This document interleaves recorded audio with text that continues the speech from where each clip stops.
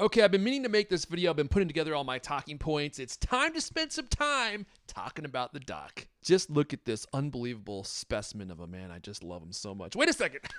Not that dock. This is the Anker Docking Station PowerExpand Elite 13-in-1. I don't even have time to read this entire title. I'm going to lose all my viewers. So Anker sent me this dock. I've been using it for about 2 months now. I really love it, and I'm going to go through all the features and all the things that I really like about it, but there are 2 things that Anker missed on this dock that would have just made it perfect. I still love the dock. I still use it every day. So let's go through all of it, the good and the bad. You might be wondering why you would need a dock like this. Well, it's because they only put 2 or 4 friggin' Thunderbolt 3/USB-C ports on your MacBook Pro or on your Mac Mini. They just don't have very many ports. So you plug this thing in, it allows you to expand the amount of ports that you have. It gives you an SD card reader, a micro SD card reader. You get some USB ports, you get a headphone jack, you get some USB-A ports. It just gives you back all your ports. Let's talk about specs because this thing has so much stuff built into it. As you can see, it has an SD card slot. It has a micro SD card slot on the front. Head on down to the bottom here, you get an additional headphone jack, which is nice.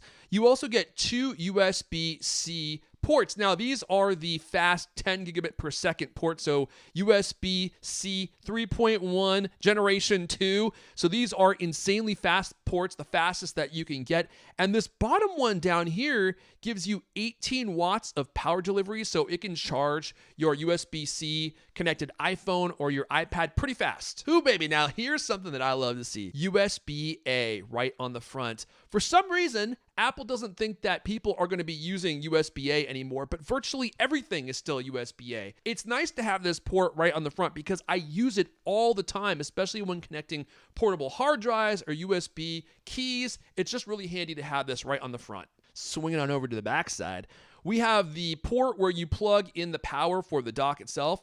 It has gigabit Ethernet right here, so this is really handy. You won't need another Ethernet adapter for your computer. We got another beautiful 3 fast USB 3.1 Gen 1 USB-A ports up to 5 gigabits per second. That's about 500 megabytes per second. You have another 2 Thunderbolt 3 ports / USB-C ports on the back here. You have one that you connect to charge your Mac. This will provide up to 85 watts of power right here. You have another one right here, which will provide 15 watts of power. Now, this Thunderbolt 3 port can power one 5K monitor up to 60 hertz. You also have an HDMI port here that can do a 4K monitor at 60 hertz. You can also do a dual setup where you have one 4K monitor at 60 hertz here on the Thunderbolt port, and then one 4K monitor on the HDMI port right here if you want to do a dual setup display. Now, when it comes to speed, I did quite a bit of testing on all the different ports, and I gotta say, I never was able to even max this thing out. All the drives that I have are too slow to actually take advantage of this full speed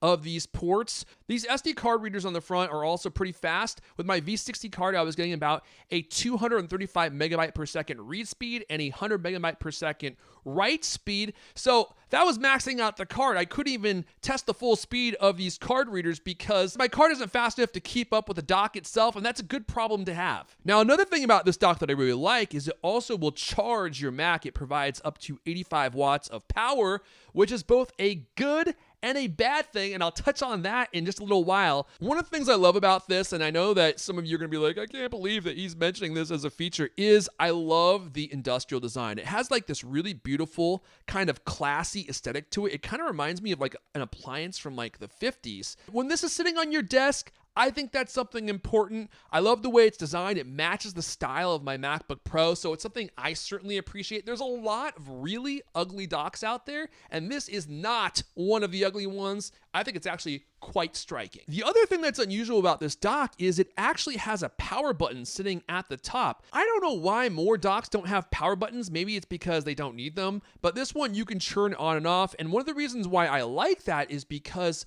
I don't know about your Mac, but sometimes my Mac has problems connecting to my monitors. And no matter what I do, I just can't get my MacBook Pro to recognize that my monitors are connected. Well, with this, I can turn the dock off when I'm ready to stop using my monitor. This will make my computer realize the monitor is not connected. For some reason, this works. The next time I go to plug in my Mac, the monitors will actually come on, which has been a huge lifesaver for me because that was so annoying. So overall, I love this dock. It's powerful. It has really high quality ports. The SD card readers are really fast. It has an on and off switch, which is really handy. But there's two issues with this dock that blow my mind that they missed, and I can't believe that they released this dock omitting these two features. Okay, number one, do you notice anything missing? We have Thunderbolt here, and we have an HDMI port here, but we have no DisplayPort connection. Don't you still use DisplayPort? I feel like DisplayPort is still really common, and I would have loved to have at least a DisplayPort mini connection on here, but to totally omit it is a big miss in my opinion because it makes this dock so much less useful. I would have to get a USB-C or a Thunderbolt adapter to DisplayPort and then plug that into the back. It just creates a huge mess, and I don't want to do that. But even more important than that, and I think this is something that you have to be aware of if you have a 16-inch MacBook Pro, which has been out for over a year now. For some strange reason, Anker only put 85 watts of output on this unit. Now, that might be fine with virtually all the other MacBook Pros, but the 16-inch MacBook Pro, it needs 96 watts of power. How did they decide to include 85 watts instead of 96 watts on this Anker Power Dock? I have no idea. That seems like a massive omission. And it basically means that if you have a 16-inch MacBook Pro, you really should not think about getting this unit because it's not going to provide all the power that you're going to need. And that's a shame because I love this dock. It's nearly perfect. If they had just added DisplayPort, if they had added 96 watts of power output, I think this would be the dock to beat. It's better than virtually all the docks that I've tested, and I've tested a few. But at 85 watts, it's just not the right fit for your 16-inch MacBook Pro. What's totally strange is Anker isn't the only company that is making their docks only provide 85 watts of power. The CalDigit TS3 Plus, which competes with this unit, also only provides 85 watts of power. I don't know if there's some technical limitation that these docks have, but I think finally a lot of these power bricks are starting to work with 100 watts of charging power. This tiny Aki that I have right here, I'm going to be testing this out on my channel really soon. This is a tiny charger, and this provides 100 watts, and it's smaller than virtually any charger that I've used. All that being said, there's a lot to love about this dock. I like having it. I use it every day, but if you are going to have a 16-inch MacBook Pro with this unit, I wouldn't recommend it. If you have a smaller computer, definitely check this out. I'll link to it in the description down below. I'm going to go ahead and wrap it up there. My name is Erfon Elijah.